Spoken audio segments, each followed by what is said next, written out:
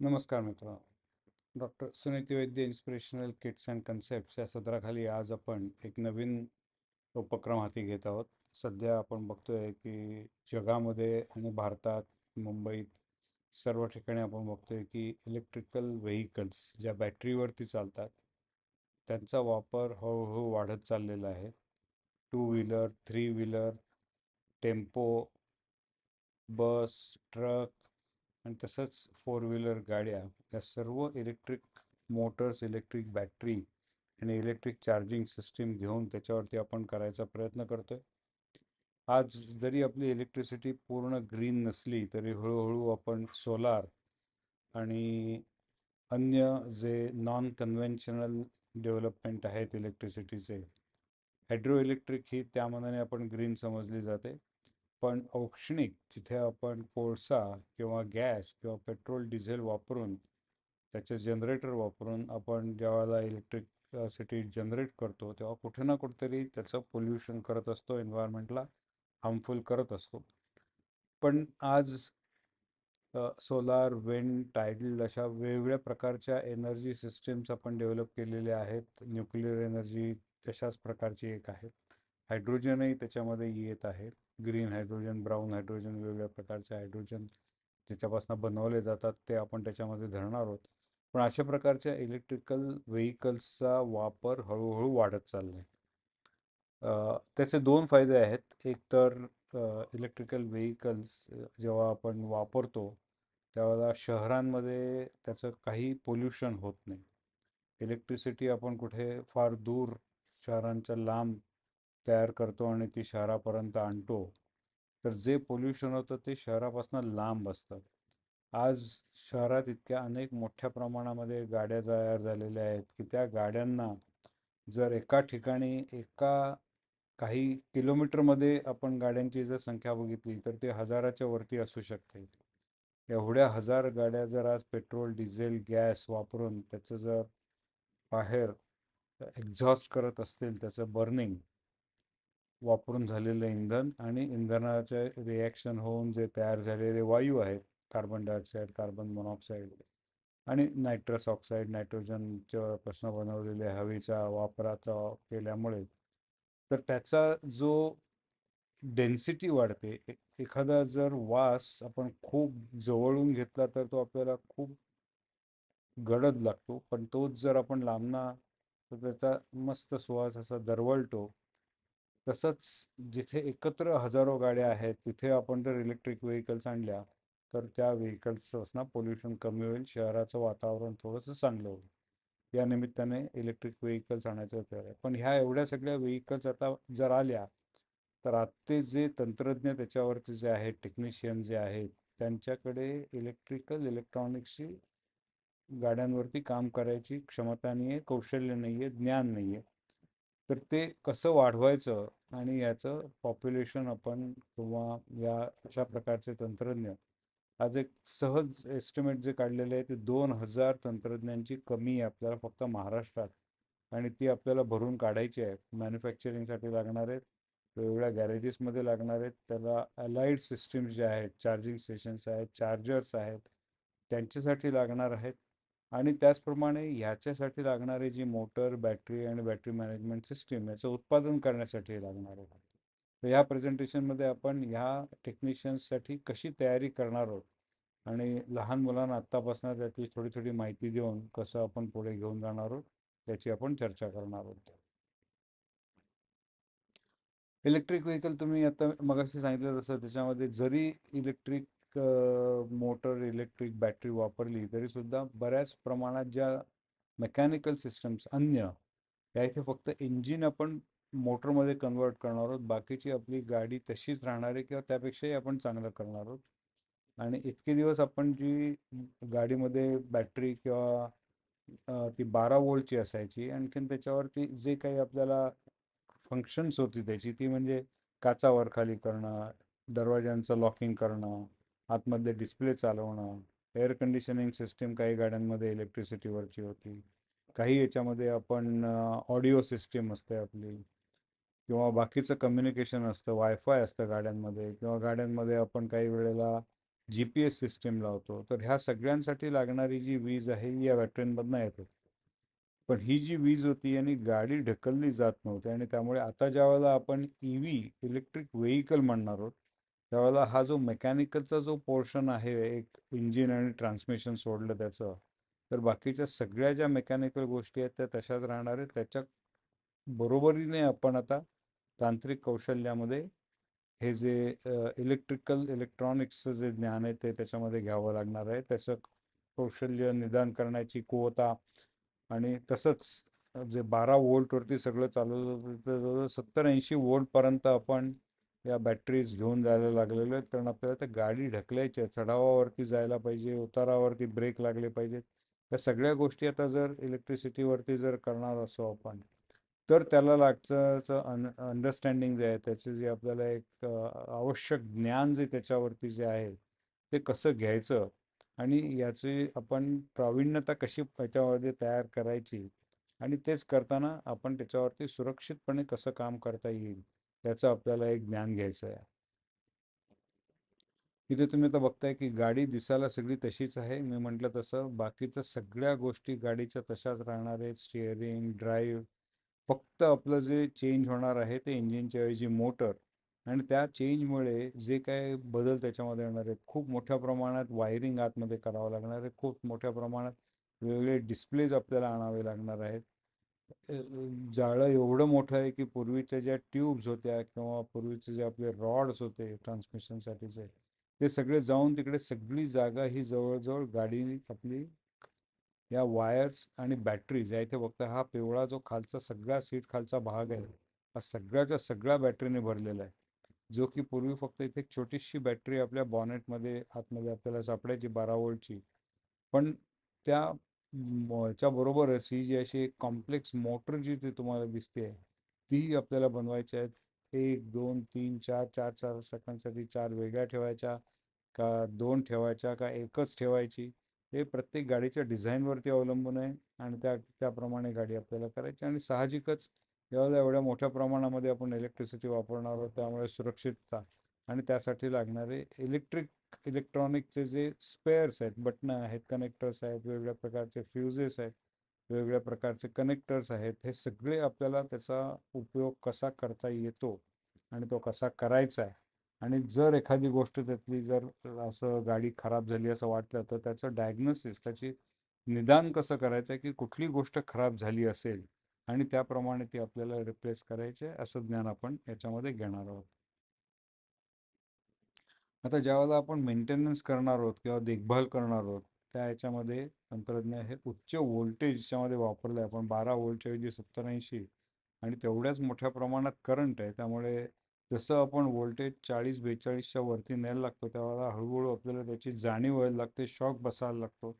आणि 70-80 व्होल्टेज आणि जर करंट जास्त असेल तर आपल्याला नक्की चांगल्या प्रकारचा शॉक लागेल. आणि हे करण्यासाठी मग त्याचं सिस्टीम कशी आहे, त्याची इलेक्ट्रिकल पॉवर ट्रेन कशी आहे, म्हणजे बॅटरीवरनं करंट डायरेक्टली आपण मोटरला देतोय का बॅटरी मॅनेजमेंट सिस्टीमच्या थ्रू देतोय, त्याच्यावरती काही नियंत्रण राहणार आहे का आपल्याला.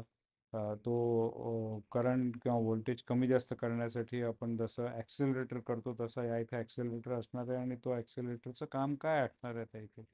आधीचा ॲक्सेलरेटर होता तो जास्त पेट्रोल डिझेल किंवा गॅस पाठवत होता, आता या इथे जास्त करंट पाठवणार आहे. पण करंट पाठवणारे म्हणजे काय करणारे नक्की. आणि काही गाड्या ज्या आहेत तिथे या दोन्ही प्रकारचे सिस्टीम्स आता आपण देतोय. बॅटरी पण आहे, आणखीन आपलं IC इंजिन जे इंटरनल कंबशन इंजिन जिथे जे काही फ्युएल आपण वापरू ते ही वापरलं जातं, अशा दोन्ही प्रकारच्या गाड्या याच्यामध्ये आपण घेणार आहोत. आणि त्याच्या निदानासाठी आपल्याला बॅटरीवरती चालणारे असल्यामुळे त्यामध्ये खूप मोठ्या प्रमाणामध्ये सॉफ्टवेअर आणखीन अशा बऱ्याच सिस्टीम ज्या आहेत की ज्यांनी बॅटरीचीही आपल्याला हेल्थ मॉनिटरिंग करावं लागतं. जसं इंजिनचं मॉनिटरिंग करायचो आपण, त्याला लागणारा जो कुलंट होता की ज्याने इंजिन गार राहील, तसंच बॅटरीसुद्धा थंड राहायला पाहिजे. थंड प्रदेशामध्ये बॅटरी डिस्चार्ज लवकर होते, मग त्या तिथे ती बॅटरी गरम राहायला पाहिजे. म्हणजे जसं एअर कंडिशनिंग सिस्टीम करून उन्हाळ्यामध्ये आणखीन थंडीमध्ये आपण एक तर हीटर चालू करतो किंवा उन्हाळ्यामध्ये आपण त्याच्यावरती एअर कंडिशनिंग सिस्टम म्हणजे कूलिंग चालू करतो. अशा प्रकारच्या सिस्टीम्स त्याच्यावरती राबवायच्या आहेत आणि त्या कार्यशील करायच्या आहेत, याचा आपण एक आढावा या प्रेझेंटेशनमध्ये घेणार आहोत.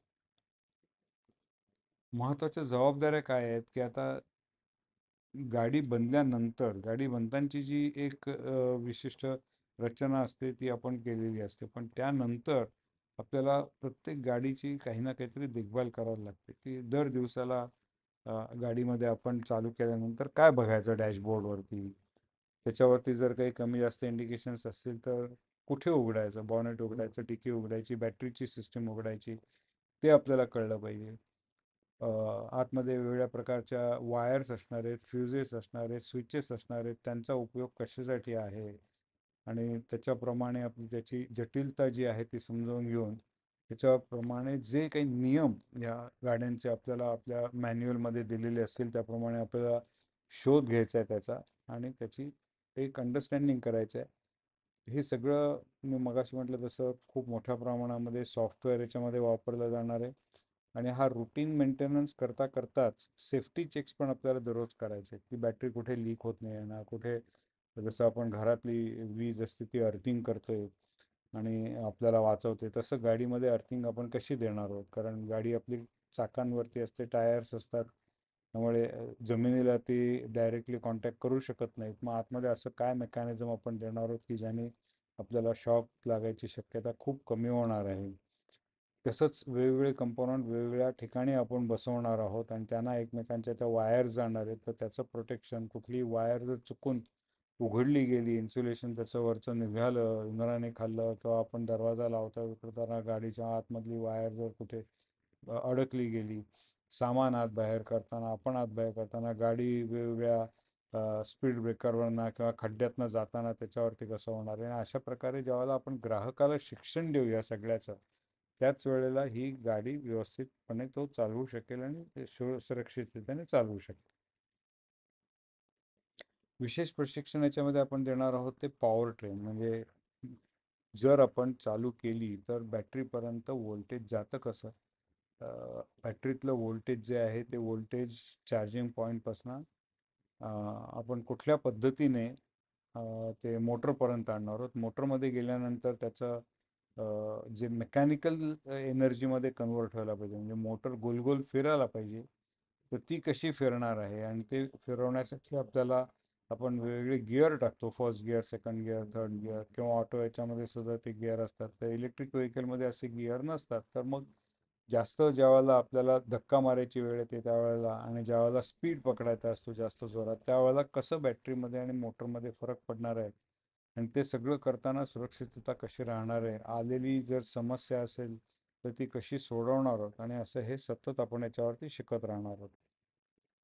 इलेक्ट्रिक व्हेकलच्या सुरक्षिततेबरोबरच त्याच्यात ज्या पारंपरिक कारपेक्षा वेगळ्या ज्या गोष्टी आहेत आणि त्या कशा पद्धतीची त्याची मानकं आता आपण तयार केली आहेत किंवा करत आहोत. बॅटरी असेल तर बॅटरीसाठी काय मानक वापरायचं आपल्याला, जी 12 वोल्टची बॅटरी होती त्याच मानकाने 70 वोल्टची बॅटरी, आणि त्याच 12 वोल्टची बॅटरी समजा एक 10-12 करंट अँपिअर करत असेल, तर आता 70 वोल्टची बॅटरी ज्यावेळेला आपण गाडी खूप फुल्ली लोडेड असेल, चढावावरती जाणार असेल, तर त्यावेळेला तो करंट एक 100-150 अँपिअर पर्यंत सुद्धा जाऊ शकतो. तर अशा वेळेला आपल्याला या उच्च व्होल्टेज आणि उच्च अँपिअरेज म्हणजे करंट या दोघांचंही मिश्रण केल्यानंतर त्याची सावधानता कशा घ्यायची आहे त्याच्यावरती आपण लक्ष देणार आहोत. अंगभूत सुरक्षितता जी आहे ती सगळ्या याच्यामध्ये महत्त्वाची असते. तर उच्च व्होल्टेज ज्या तारा आहेत त्या चिन्हांकित केलेल्या असतात, वेगवेगळ्या रंगात असतात, त्या रंगाप्रमाणे त्याचं एक कोडिंग असतं, की जी बॅटरीवरनं येणारी पॉझिटिव्ह असते ती लाल असते, निगेटिव्ह आपण ज्याला म्हणतो किंवा अर्थिंग म्हणतो ती काळी असते, तसंच हिरव्या रंगाची अर्थिंग असते. तसं कलर कोडिंग ह्या इथे बऱ्याच प्रकारच्या वायर्स आपण लावणार आहोत, बऱ्याच प्रकारच्या वायर्स अगदी पुढच्या टोकापासून दिव्यांपासून मागच्या दिव्यांपर्यंत आणि खालती जी सगळी बॅटरी आहे त्याच्यावरती लावणार आहोत. तसंच चार्जिंग आपण ज्यावेळेला करणार आहोत त्यावेळेला पुन्हा गाडीला पेट्रोल डिझेलच्या ऐवजी चार्जिंग पॉईंट्स लावणार आहोत, तिकडनं वायर्स निघणार आहेत त्या बॅटरीपर्यंत पोहोचणार आहेत. म्हणजे याची जी जोखीम जी आहे इलेक्ट्रिसिटीची ती खूप मोठ्या प्रमाणात आहे आणि त्याचं आपल्याला सतत ज्ञान मिळवत राहायचं आहे आणि ते करत राहायचं आहे. आपल्याला नेहमी मॅन्युअल्स दिलेली असतात, त्याचं वाचन करायचं आहे. याच्यामध्ये चार्जिंग कशा पद्धतीचं असायला पाहिजे. फास्ट चार्जिंग असतं, स्लो चार्जिंग असतं, मीडियम चार्जिंग असतं. फास्ट चार्जिंग असतं ते 30-40 मिनिटात किंवा त्याच्याही आधी 10-15 मिनिटात तुमची गाडी चार्ज होते. स्लो चार्जिंग असतं ते रात्रभर तुम्ही चालू ठेवू शकता. मग त्याचे काय फायदे आहेत, त्याचे काय तोटे आहेत, अ, वेळ कसा वाचतो, पण त्याप्रमाणे बॅटरीचं लाईफ कमी जास्त होतं का, आणि चार्जिंग पॉईंट्स जिथे नसतात तिथे कशा प्रकारचा आपल्याला चार्जर आपल्या जवळ ठेवायला लागेल की ज्याने आपण इमर्जन्सीला आपल्या बॅटरीचं चार्जिंग करू शकू. बॅटरीमध्ये आपण पूर्वीच्या काळात पाणी भरायचो, आता सील्ड बॅटरीज असतात. तशा नवीन बॅटरीज ज्या आहेत त्या एक तर त्याच्या आतमध्ये वेगवेगळी ॲसिड्स किंवा जे काही द्रवपदार्थ असतात किंवा काही याच्यामध्ये पावडर असते, केमिकल्सचं मिश्रण करून त्याच्यामध्ये ठेवलेलं असतं आणि त्यातनं करंट तयार केला जातो, व्होल्टेज तयार केला जातो. उघड्या तार आपल्याला माहिती आहेत की तिकडे आपल्याला कधी हात लावता कामा नये. बॅटरीला जर भोग पडलं ॲक्सिडेंटमध्ये किंवा ह्याच्यात, तर त्याला कशा पद्धतीने आपल्याला हँडल करायचं आहे. कुठलंही काम करताना हातात मोजे, हे जे आपण इलेक्ट्रिसिटीचं करतो की रबर मोजे, पायामध्ये चांगल्या प्रकारचे गमबूट. तर आपण प्रवासात असताना अशा प्रकारची सगळी योजना असेलच असं नाही, पण ती गाडीमध्ये आता ठेवणं आपल्याला भाग आहे आणि त्याचंही आपण ज्ञान याच्यामध्ये घेणार आहोत. मग असे म्हटलं तसं की साधी बॅटरी आहे, बॅटरीवरती कंट्रोलर आहे, कंट्रोलरवरती म्हणजे ऑन ऑफ बटन आहे किंवा पंखा जसा आपण लहान मोठा करतो तशा प्रकारचा एक रेग्युलेटर आहे. दिवे डाव्या बाजूला उजव्या बाजूला वळण्याचे indications, air conditioning system, audio systems, या सगळ्या गोष्टी आता मेन बॅटरीवरतीच चालणार आहेत. ऑक्झिलरी बॅटरी पाहिजे तर आपण ठेवू शकतो. हे अशा प्रकारचं आतमध्ये वायरचं जाळं झालेलं असतं.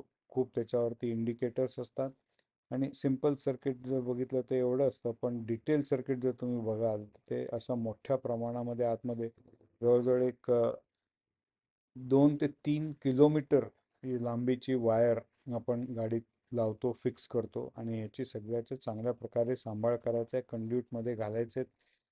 दरवाजा उघडताना बंद करताना, डिकी उघडताना बंद करताना, आपण आत बाहेर करताना, सामान आत बाहेर करताना कुठेही ते अडकता कामा नयेत आणि तुटता कामा नयेत, याची काळजी आपल्याला घ्यायची आहे. तसंच स्टिअरिंग जे आहे ते स्टिअरिंग सुद्धा या इलेक्ट्रिक गाड्यांमध्ये काही काही वेळेला आता आपण ॲडव्हान्स स्टिअरिंग जे देतो की वरनं आपण इथे फिरवणार आहोत, पण त्याने ॲक्च्युली आपण फिरवणार आहोत ॲक्च्युएटर किंवा त्याचा छोटीशी जी मोटर असेल ती, आणि त्या मोटरने हा खालती गिअर फिरून आपल्याला ही जी दोन चाकं आहेत ही फिरवली जाणार आहेत. सस्पेन्शन आपलं तसंच राहील, पण ट्रान्समिशन किंवा स्टिअरिंग मेकॅनिझम जे आहे ते बदल, तर त्याची आपण माहिती घेणार आहोत. त्या पद्धतीचे आपल्याला आपले सेटअप बनवायचं आहे. ट्रेनिंग सेंटरमध्ये आपल्याला या सगळ्या गोष्टी आणायच्या आहेत, मुलांना त्या एक्सप्लेन करायच्या आहेत, दाखवायच्या आहेत. आपण छोट्या प्रमाणामध्ये हे सगळं चालू केलेलं आहे. एक सायकलचं किट आपण विकत घेतलेलं आहे. या सायकलचं किट मेकॅनिकल सायकल जी आपण पॅडल मारून करायचो त्याच्याऐवजी बॅटरीवरती जर करायची झाली तर त्याच्यासाठी काय काय करावं लागतं, की जे सहज आपल्या छोट्या जागेमध्ये आपल्या बॅगेतनं जाणाऱ्या किट्समध्ये हे आपण घेऊन जाऊ शकतो आणि तिकडे ते दाखवू शकतो. तर अशा प्रकारे आपण एक नियोजन केलेलं आहे. आणि जसजसं आपल्याला आणखीन मोठ्या मुलांपर्यंत आणि डायरेक्टली नोकरी लावणाऱ्या मुलांसाठी किंवा महाराष्ट्र सरकारच्या कौशल्य विभागासारखे कडनं जे आपल्याला कोर्सेस मिळण्याचे चान्सेस आहेत, त्यावेळेला 18 वर्षाची मुलं 17 वर्षाच्यापासून आपण शिकवायला चालू करू शकतो. 70 दिवसाचा साधारण आपला कोर्स होईल तो. 420 तासांचं शिक्षण त्यांना द्यायचं आहे. साधारण 30 ते 35% थिअरी, बाकीचे 60 ते 65% आपल्याला त्यांना प्रॅक्टिकल करून घ्यायचं आहे. म्हणजे प्रॅक्टिकलवरती जास्त जोर असणार आहे आपल्या याच्यावरती. आणि हेच आपण ह्या लहान मुलांना पण आता 5वी ते 7वी आणि 8वी ते 10वी करायचा प्रयत्न करतोय, पण छोट्या प्रमाणामध्ये. हे सगळं जर करायचं असेल तर आपल्याला पहिली आपली मानसिकता किंवा ॲटिट्यूड, दृष्टिकोन जो आहे तो बदलायला लागणार आहे. आणि तेही आपण या आपल्या विषयामध्ये अंतर्भूत केलेलं आहे या कोर्समध्ये. क्वालिटी कॉस्ट डिलिव्हरी म्हणजे चांगल्या पद्धतीची गुणवत्ता, चांगली त्याची किंमत आणि लवकरात लवकर डिलिव्हरी ग्राहकाला मिळेल. हा तर सगळ्याच गोष्टींचा निकष असतो, पण त्याच्याबरोबर ॲजिलिटी, की आपल्याला कसं पटकन ह्यातलं ज्ञान होईल, आपली चपळता कशी असेल की ज्यांनी बाकीच्या देशांची कॉम्पिटिशन करताना आपल्या देशात लवकरात लवकर कसं करायचं, आणि हे करताना पर्यावरणावरती आणि सेफ्टीवरती कुठेही परिणाम होऊ द्यायचा नाही. मग हे करण्याला आपल्याला काय लागणार आहे, तर आपलं कुतूहल वाढवायला लागणार आहे, नाविन्यपूर्णता, इनोव्हेशन जे म्हणतो, काटकसरीने आपल्याला सगळ्या गोष्टी करायच्या आहेत. आणि त्या पद्धतीने जर करायचं असेल तर आपल्याला आपली एकाग्रता वाढवायला पाहिजे, स्टॅमिना वाढवायला पाहिजे, कॉन्सन्ट्रेशन वाढवायला पाहिजे. आपली जी टिकाऊपणा जो आहे, सस्टेनेबिलिटी जी आपण म्हणतो, ते नेतृत्व चांगलं असायला पाहिजे. आणि एक संयम आपल्याला बाळगायचा आहे. हे करण्यासाठी वेळेचं व्यवस्थापन आणि टीमवर्क या गोष्टींवरती आपला खूप मोठा भर राहणार आहे. आपण वेगवेगळे उपकरणं आज घरामध्ये वापरायला चांगली शिकलेलो आहे. फ्रीज असू दे, टी व्ही असू दे, वॉशिंग मशीन असू दे, ओव्हन असू दे, मायक्रोवेव्ह असू दे, ह्या सगळ्या गोष्टी वापरतो. या सगळ्या गोष्टींमध्ये ज्या सेफ्टी आहेत त्यातलेच बरेचसे भाग आता या इलेक्ट्रिक व्हेकलमध्ये आणि तशा प्रकारचे स्विचेस, फ्युजेस, कंट्रोल पॅनल्स आपण त्याच्यामध्ये आणलेली आहेत. तर काही आपण घरची पण उदाहरणं घेणार आहोत आणि ते इलेक्ट्रिक व्हेकलमध्ये कसं आणलं आहे ते बघायचं आहे. ठीक आहे, ते चांगली लिंक आहे. आपण जेव्हा कोर्स घेऊ त्यावेळेला ती लिंक बघू आपल्याला यूट्यूबवरती. आता बॅटरीवरती आपलं सगळ्यात महत्त्वाचं असणार आहे. आज तुम्हाला सांगतो की बॅटरीचे सेल जे आहेत जिथे ॲक्च्युली वीज तयार होते, हे सगळे सेल, बेसिक सेल जे आहे ते तैवान, कोरिया, चायना किंवा अद्ययावत देशातनं आपण ते विकत घेतोय. आणि बॅटरी फक्त त्याचं बॉक्समध्ये टाकून ते जे 1, 2, 4, 5 वोल्टचे जे सेल असतात त्याच्यातनं 70 वोल्टपर्यंत जाण्यासाठी किती सेल्स असे एकत्र जोडायचे आणि प्रत्येक सेलमध्ये काही ना काहीतरी व्हेरिएशन असतं. तर त्याचा जो कशा त्या रांगेत लावायचे आणि त्याच्यावरती कशा प्रकारचं सॉफ्टवेअर की जे प्रत्येक सेलचं मॉनिटर केलं जाईल. एखादा सेल जास्त गरम होत असेल तर त्याचं कशा पद्धतीने त्याचं नियोजन करायचं आहे, त्याची ॲडॅप्टिबिलिटी किंवा कंटिन्युअस ऑपरेशनसाठी आपण कसं त्याच्यावरती अटेन्शन म्हणजे तपशिलाकडे लक्ष देणार आहोत. आणि हे सगळं करताना ग्राहकाची जी आपल्याला सेवा करायची आहे ती कशी करणार आहोत. बॅटरी मॅनेजमेंट सिस्टीम ही फार महत्त्वाची सिस्टीम आहे की जी अजूनही आपण भारतात पूर्णपणे बनवू शकत नाही आहोत. पण आता ज्या नवीन चिप्स आपल्याकडे सिलिकॉन चिप्स ज्या सगळ्या इलेक्ट्रॉनिक सर्किटमध्ये वापरतात त्या भारतात बनवायला लागल्यानंतर बॅटरीची हेल्थ कशी आहे, बॅटरीचं आरोग्य कसं आहे आणि बॅटरी चार्ज होताना आणि डिस्चार्ज होताना त्याच्यावरती कशा पद्धतीचा परिणाम आपण करतोय आणि त्याच्यावरती कसं बॅलन्सिंग करतोय आपण त्याचं. बॅटरी जास्त गरम होत नाही आहे ना किंवा बॅटरी जास्त थंड होत नाही आहे ना. तर त्या पद्धतीने त्याचं नियोजन करून जर जास्त गरम किंवा जास्त थंड झाली तर ती कदाचित बॅटरी स्लो वापरायला लागेल. म्हणजे आपल्याला जो स्पीड 60-70च्या स्पीडने जात असतो तो कदाचित 40च्या स्पीडने जावं लागेल. खूप चढावावरती जात असतो तर थांबत थांबत जावं लागेल. अशा प्रकारचं त्यातनं डिस्चार्ज आणि चार्जिंग आणि डिस्चार्जिंग म्हणजे बॅटरीमध्ये चार्ज भरायचा आणखीन तो काढायचा याचं सगळ्याचं नियोजन करणारी जी प्रणाली आहे ती बॅटरी मॅनेजमेंट सिस्टीम आहे. आणि याच्यावरती बॅटरीचं लाईफ साधारण बॅटरी 2000 ते 5000 सायकल्स, 2000 कमीत कमी चार्जिंग आणि डिस्चार्जिंग जर दिवसाला आपण 300 दिवस जर बॅटरी चार्ज करत असू तर 2000 म्हणजे साधारण 7 वर्ष ही बॅटरी आपली चालली पाहिजे. पण ती सध्या इतकी आपली चालत नाही आहे कारण आपण आपली ही बॅटरी मॅनेजमेंट सिस्टीम जी आहे किंवा आपण खूप फास्ट बॅटरी चार्ज करायचा प्रयत्न करतो. जेवढी जास्त लवकर बॅटरी चार्ज करू तेवढं तिचं आयुष्य कमी होतं. आणि म्हणून बॅटरीचं आयुष्य, बॅटरीचं आरोग्य आणि तसंच चार्जिंगचंही एस्टिमेट आपल्याला करत राहावं लागतं आणि त्याप्रमाणे आपल्याला बॅलन्सिंग करत जावं लागणार आहे. प्रगत जेव्हा आपण तंत्रज्ञान वापरायचा प्रयत्न करतो, आता हे प्रगत जेव्हा नवीन येतं त्यावेळेला ते प्रगत असतं. आणखीन एक 10 वर्षानंतर अशा प्रकारचे कोर्सेस आपल्याला करायची गरज नाही.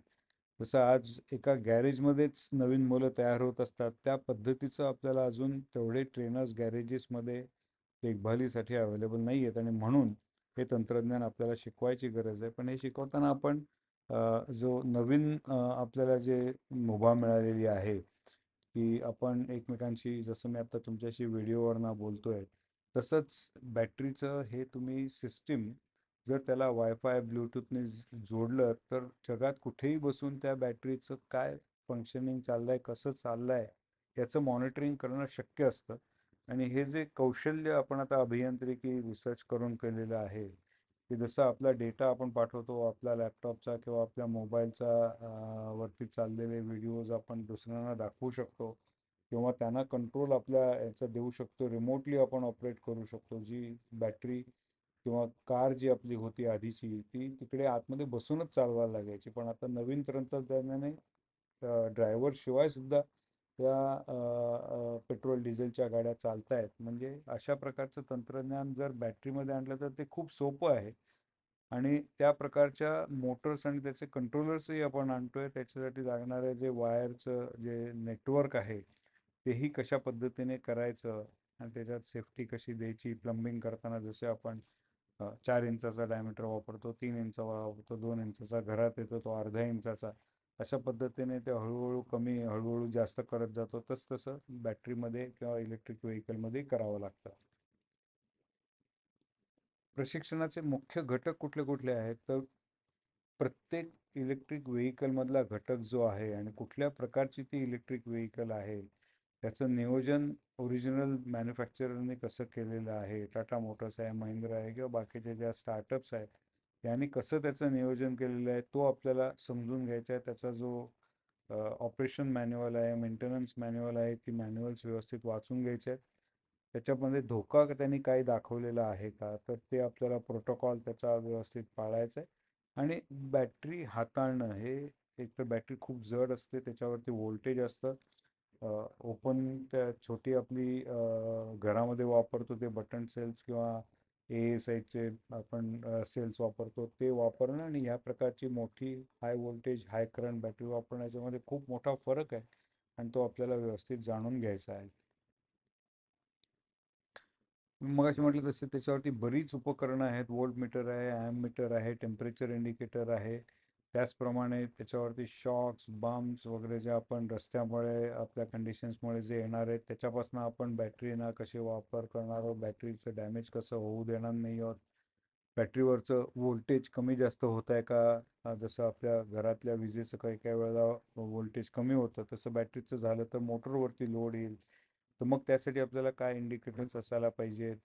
आणि जो एक पॉवर सोर्स अशा पद्धतीने आपण काम करताना जर कधी त्याच्यामध्ये त्रुटी आली तर तो ऑटोमॅटिकली डिस्चार्ज, जसं घरात आपला फ्यूज उडतो किंवा आपला MCB असतो तो ड्रॉप होतो, खालती पडतो, मग आपल्याला जाऊन चेक करून तो पुन्हा वरती घ्यावा लागतो. तसं गाडीत सगळ्या प्रकारच्या ह्या सुरक्षा पद्धती आपल्याला आणायच्या आहेत आणि त्या आपण समजून घ्यायच्या आहेत. इलेक्ट्रिक वाहनांवरती काम करण्यासाठी त्याची रचना आणि समजून घेण्यासाठी खालील मुद्दे जे आहेत की नुसतं इलेक्ट्रिक व्हेकल फक्त इलेक्ट्रॉनिक पद्धतीने न बघता त्याचं स्टिअरिंग, ब्रेकिंग, सस्पेन्शन या 3 खूप महत्त्वाच्या ज्या गोष्टी आहेत आणि त्यासाठी मोटर मेकॅनिकचंही थोडंसं आपल्याला ज्ञान आपण घेणार आहोत की जेणेकरून बॅटरीवरती येणारं लोड जे आहे ते कुठल्या स्टिअरिंगमुळे येत आहे, स्टिअरिंग आपलं अलाइनमेंट नाही आहे आणि त्याच्यामुळे गाडी व्यवस्थित चालत नाही आहे किंवा ब्रेकिंग करताना ब्रेक लागतोय आणि तो सुटत नाही आहे पूर्ण आणि त्याच्यामुळे जास्त घर्षण होत आहे किंवा सस्पेन्शन खराब झालेलं आहे, गाडीला बॅलन्सिंग करता येत नाही आहे आणि त्यामुळे जी आपली पॉवर ट्रेन आहे तर त्याच्यावरती आपल्याला प्रॉब्लेम होतो आहे.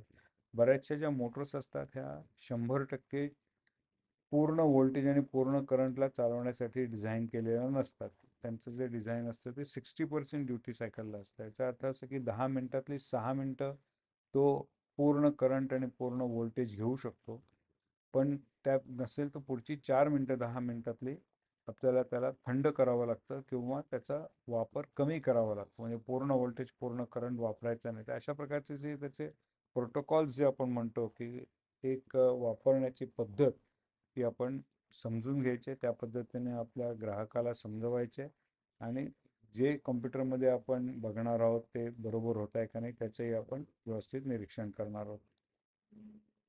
त्या सगळ्यासाठी आपल्याला एक इलेक्ट्रॉनिक किट दिलं जाणार आहे OEM कडनं आणि त्या किटवरती ते ज्यावेळेला आपण आपल्या जसं आपण प्रेझेंटेशन करायचं असेल तर USB किंवा HDMI किंवा वायफाय ब्लूटूथ यांच्या मार्फत ते करतो. तशा पद्धतीने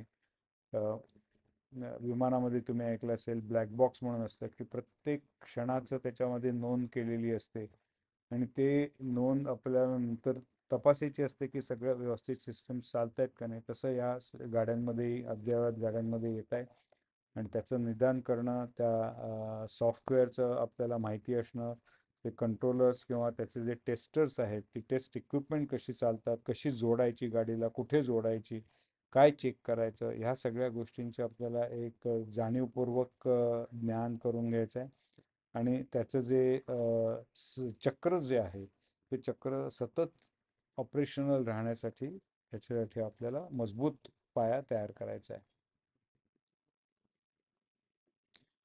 विद्युत प्रणालीमध्ये जे घटक असतात ते सेफ्टी प्रोटोकॉल्स, इलेक्ट्रिकल सर्किटचं ज्ञान, म्हणजे त्याचं जे मगाशी ड्रॉइंग दाखवलं तर ते ड्रॉइंग आपल्याला समजलं पाहिजे. करंट कुठनं येणार आहे, कसा फ्लो होणार आहे, कुठल्या बाजूने तो जाणार आहे, AC करंट, DC करंट. मग AC करंट असेल तर त्याच्यामुळे काय प्रकारची मोटर असते, ते काय प्रकारचं वायरिंग असतं, काय प्रकारचं मार्किंग असतं. DC करंट, डायरेक्ट करंट असेल तर पॉझिटिव्ह निगेटिव्ह असतं. AC करंटमध्ये लाईव्ह आणि न्यूट्रल असते. तर अशा पद्धतीने आपण जसं जसं हे करणार आहोत तो विद्युत साठा जो ठेवलेला असतो, आपल्याला पेट्रोल डिझेल समोर आपण भरताना दिसत असते, इथे चार्जिंग करताना आपल्याला दिसत काही नाही आहे. जेव्हा डिस्चार्ज होणारे वापरणार आहोत तेव्हाही आपल्याला काही दिसणार नाही आहे. आवाज गाडीचा येणार नाही आहे. तर ह्या सगळ्या गोष्टी आपल्या समोरच्या ज्या मीटर आहेत, विजेचं वितरणाचे जे नियम वापरून केलेल्या सगळ्या ज्या गोष्टी आहेत त्याचा वापर करून आपल्याला याच्यामध्ये आणायचं आहे.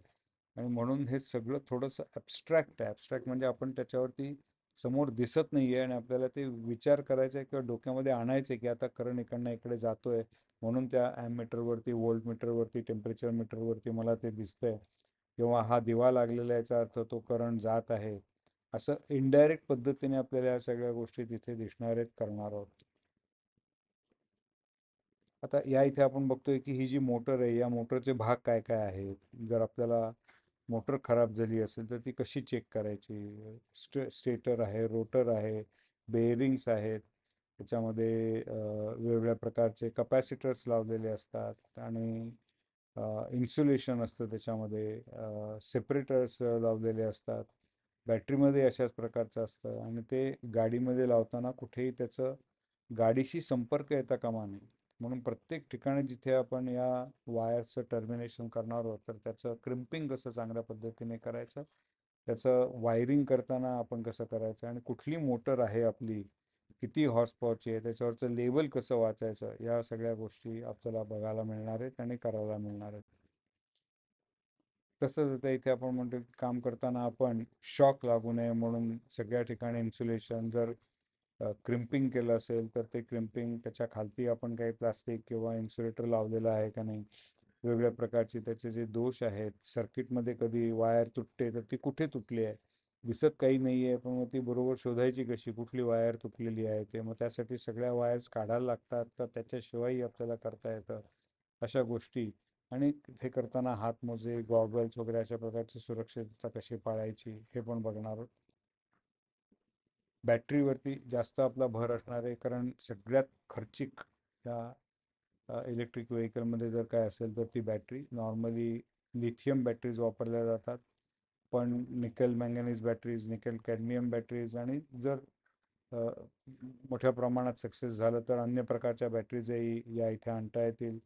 ज्या लो कॉस्ट बॅटरीज आहेत की जिथे लेड ॲसिटेट, आपण जे आता 12 वोल्टची आपली बॅटरी असते तर त्या एकत्र करून त्याचं व्होल्टेज, म्हणजे 2 बॅटरीज, 4 बॅटरीज घेऊन 12 ते 24, 24 ते 36 करून त्याच्यावरती मोटर कुठे चालू शकेल अशा मोटर्स बनवून त्याचंही काही लो कॉस्ट मॅन्युफॅक्चरर्स आहेत त्याचा वापर करतायत.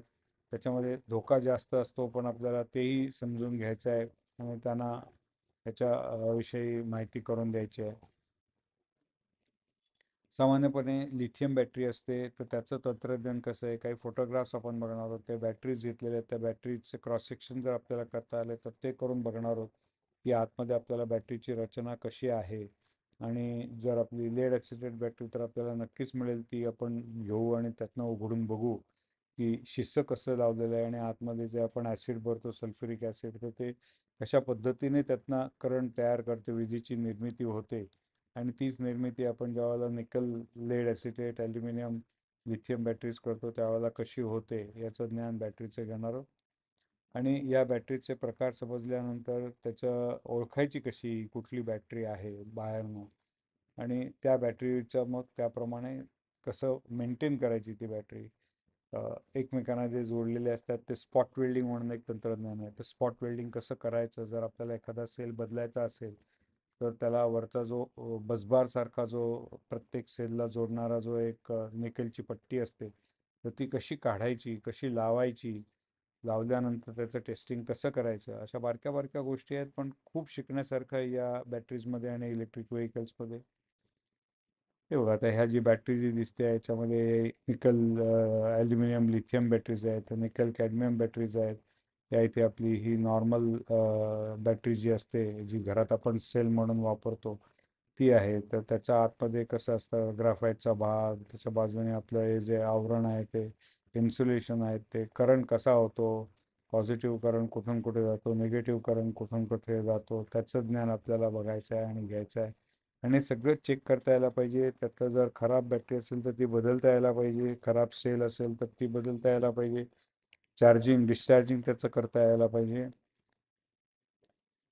मग त्यासाठी लागणारा जो चार्जर आहे, तर चार्जरचे काय काय घटक आहेत, चार्जर कसा काम करतो, AC मधनं DC मध्ये कसा कन्वर्ट केला जातो, मग चार्ज करताना बॅटरीचं व्होल्टेज 12 असेल, 24 असेल, 36 असेल किंवा 70 असेल, 72 असेल, तर ते कशा पद्धतीने चार्जरचं व्होल्टेज आपल्याला ॲडजस्ट करावं लागतं. जास्त व्होल्टेज वापरून चालत नाही, बॅटरी खराब होऊ शकते. कमी व्होल्टेजवरती बॅटरी चार्ज होणार नाही. आणि मग ती बॅटरी चार्ज झाली आहे का नाही, याचा चार्जरचा करंट आणि बॅटरीतनं तयार होऊ लागलेला करंट आणि वाढत जाणारा करंट जसं जसं चार्ज होईल, तर ते कुठल्या तरी एका स्टेजला आपल्याला त्याचं योग्य करून मापन करून त्याच्यावरती ते ऑटोमॅटिक बंद करता यायला पाहिजे, की ओव्हरचार्ज होणार नाही बॅटरी. बॅटरी ओव्हरचार्ज झाली की त्याची रिॲक्शन खूप ॲग्रेसिव्ह होते आणि बॅटरीचं आयुष्य कमी होतं. मग चार्जिंगच्या पद्धती काय काय आहेत, किती पद्धतीचे चार्जर आहेत, तो आता चार्जर आपल्या घरात कसा लावायचा, आपल्या सोसायटीमध्ये आपल्या घराच्या बाहेर कसा लावायचा, चार्जिंग स्टेशनवरती गेल्यानंतर काय काळजी घ्यायची, त्याची सेफ्टी कशी घ्यायची. चार्जिंग स्टेशन्स बाहेर ठेवले तर ते आपल्या घरात असतील तर आपलं त्याच्यावरती लक्ष असतं, बाहेर असेल तर त्याचा गैरवापर होऊ नये, तर तो कसा लक्ष ठेवायचा. असं छोट्या मोठ्या गोष्टी आपल्याला सगळ्या ह्याच्यातनं शिकायचे आहेत आणि त्यांना मार्ग काढायचा आहे. आपला हा जो कोर्स असणार आहे तो या पद्धतीने साधारण 42 तासांचं आपण प्राथमिक शिक्षण सगळ्या मुलांना देणार आहोत. खूप मोघम शिक्षण आहे हे, पण ह्याच्याप्रमाणे त्यांची बुद्धी जागृत होईल, त्यांना काय ह्या इलेक्ट्रिक व्हेकलमध्ये शिकायचं आहे. आणि मग भौतिकशास्त्र, रसायनशास्त्र ज्यावेळेला आपण शाळेमध्ये शिकतो त्यावेळेला आपल्याला त्याच्यामध्ये इंटरेस्ट येईल आणि त्याचे जे वेगवेगळे नियम आहेत, ते नियम आणि समीकरणं ही आपल्या चांगली लक्षात राहतील. ह्या स्लाइडमध्ये आपण आता बघतोय की जो 70 दिवसाचा किंवा 80 दिवसाचा कोर्स आहे, दर दिवशी 6 तास, तर त्यासाठी कशा पद्धतीने थेअरी, कशा पद्धतीने प्रॅक्टिकल्स घ्यायचे आहेत, ऑन जॉब ट्रेनिंग काय द्यायचं आहे, ऑन जॉब ट्रेनिंग आपण कुठे देणार आहोत, कशा पद्धतीने देणार आहोत, त्यासाठी ॲक्च्युअल व्हेकल आणले आहे का, त्याची मॉड्यूल्स आणले आहेत आणि त्याच्यावरती करणार आहोत, त्याचं सगळे आपल्याला जाणीव करून घ्यायचे. आणि हे सगळं करताना आपण एक गोष्ट लक्षात ठेवायची की आपण हा जो उपक्रम चालू केलेला आहे, हे फक्त ह्याच्या पुढे जी जी पॉसिबिलिटी आहे, जी एक भीती व्यक्त केली जाते की इलेक्ट्रिक व्हेकल्सचं उत्पादन मोठ्या प्रमाणात चालू झालं आहे, पण त्या व्हेकल्स मेंटेन करण्याची तेवढी गॅरेजेस नाही आहेत, तेवढी सर्व्हिस स्टेशन्स नाही आहेत आणि प्रत्येक ड्रायव्हरला किंवा प्रत्येक चालकाला किंवा प्रत्येक मालकाला त्याच्याविषयीचं जे ज्ञान हवं आहे ते कमी प्रमाणामध्ये आहे. सेफ्टी आपण बाळगली नाही तर या व्हेकल्सचा वापर मोठ्या प्रमाणात करू शकणार नाही आणि त्यासाठी आपण उपक्रम करणार आहोत. तर आपण ह्या पहिल्यांदाच अशा प्रकारचा करतोय. आपण जर या विषयावरती एक्सपर्ट असाल, आपल्याला ज्ञान असेल, तर प्लीज शेअर करा, ज्याने डॉक्टर सुमित वैद्य इन्स्पिरेशनल किड्स कन्सेप्ट सदरामध्ये आपले जे विषय आहेत ते जास्त चांगल्या पद्धतीने आपण मांडू शकू.